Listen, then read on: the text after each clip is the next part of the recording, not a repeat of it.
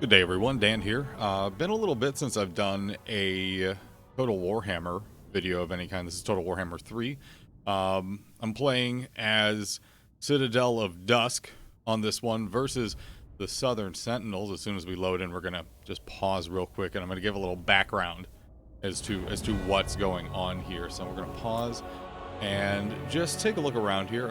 As many of you may or may not know, I love playing as weird factions. So any of the smaller factions that are either tucked in a corner somewhere or have some really weird odds or situations to get through, I really love playing as those. Clan Helheim is actually another one of my favorites.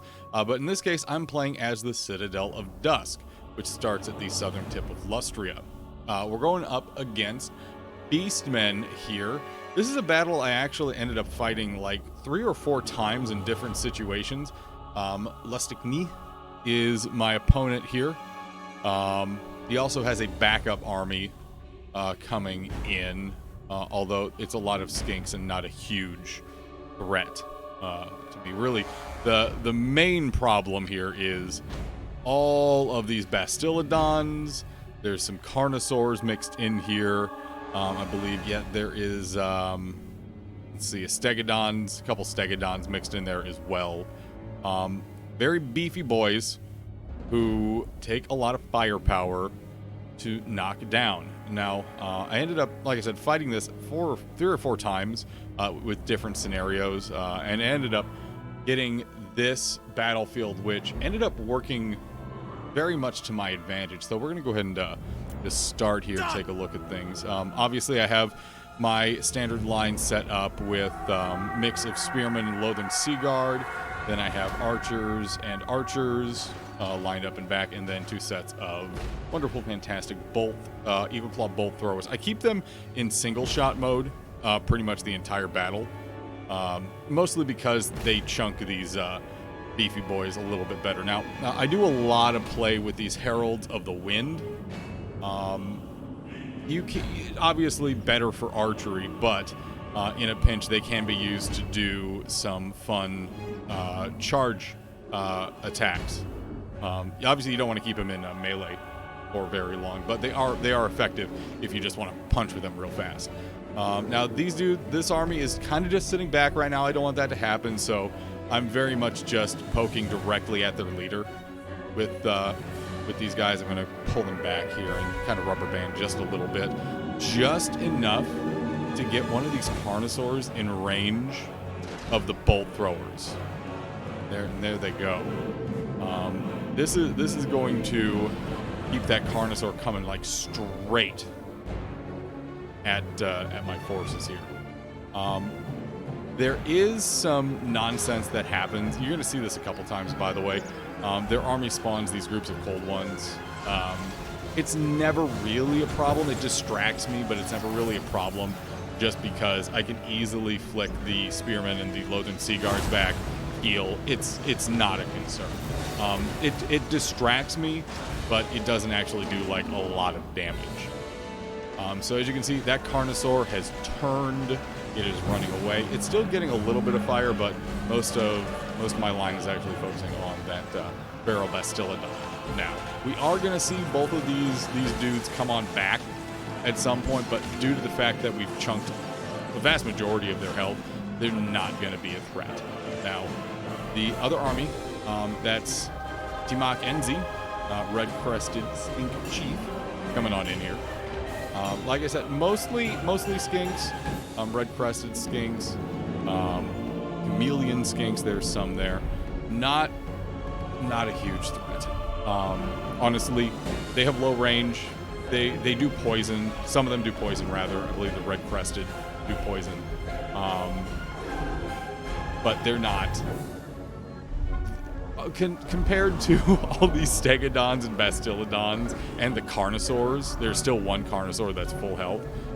I don't have nearly as much problem with these dudes coming on in. So my Illyrian Reavers here are still harassing their leader, trying to keep their attention, trying to get him to poke forward here as soon as possible, but running out of ammo. That's okay. they've done their job. They've harassed, and they have gotten at least a couple of their units to pull out a line early, which is exactly what I needed. I actually stopped paying attention to the Illyrian Reavers because this happened again. More cold ones were summoned. I dropped the Spearmen and Lothern Sea Guards back just to deal with them real fast and then reset the line.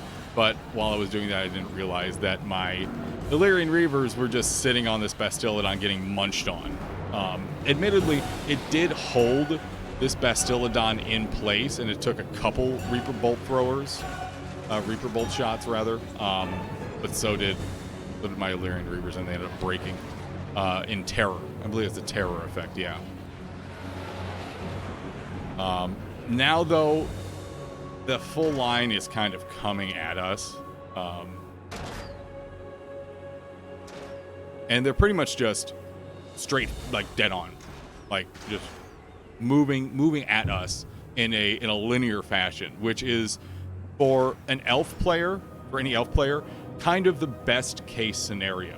In the other times that I fought this battle, they generally spread out a little bit more and were a little more aggressive after they had grouped up, which was causing me a lot of problems. So the fact that I was able to get those early pokes out and get the AI to be like, no, come at me a little bit more, and taking out the vast majority of the health of that feral Carnosaur, especially, did a lot of good work. You will see this feral Carnosaur actually get into my line a little bit and do some damage, but otherwise, this actually, again, was kind of a best case scenario. So they are about to hit my range on some. They've summoned another. This was probably one of the worst summons there, because it just summoned them straight into my Lothern Sea Guard. And the leader, by the way, Belenar the Wise. You're probably asking yourself, Belenar the Wise, he's supposed to be in Saffron. What are you doing? There are two mods that are really directly affecting this gameplay as we see this charge happen. The two things that are really affecting this gameplay, one is I have Mixus on Locker, which is how I'm playing as the Citadel of Dusk. We see this line crash here happen. With the Spearmen actually handled the Bastiladon pretty well. Not too worried. And the fact that it's crashing the Spearmen and not the Lothern Sea Guard, it's like, okay, well, that's a choice. Anywho, the other mod that's really affecting this gameplay is the benefits I'm getting with Belenar the Wise. You can't see his level here, but he's actually pretty okay level right now. I believe he's 7 or 8. So he has some benefits behind him. Oh no, he's level 2. Never mind. This is much earlier on in the campaign. I stand corrected. I was wrong. This is early on in the campaign before he got a lot of his bigger buffs.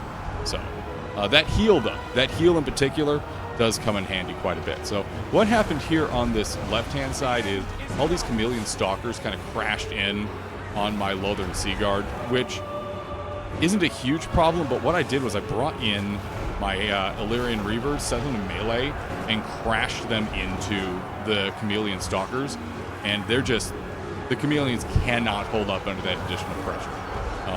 You do see that a lot of my line is kind of deformed because of these large beast crashes, but the fact is that they can't take advantage of it because all of their skinks are way back here, and their first leader is entirely broken.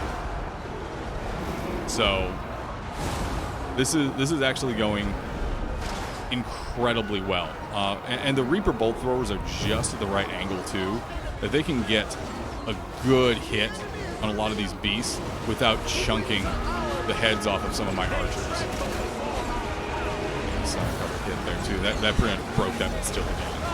So they're dealing with things here pretty well. You're going to see me crashing these Illyrian Reavers again.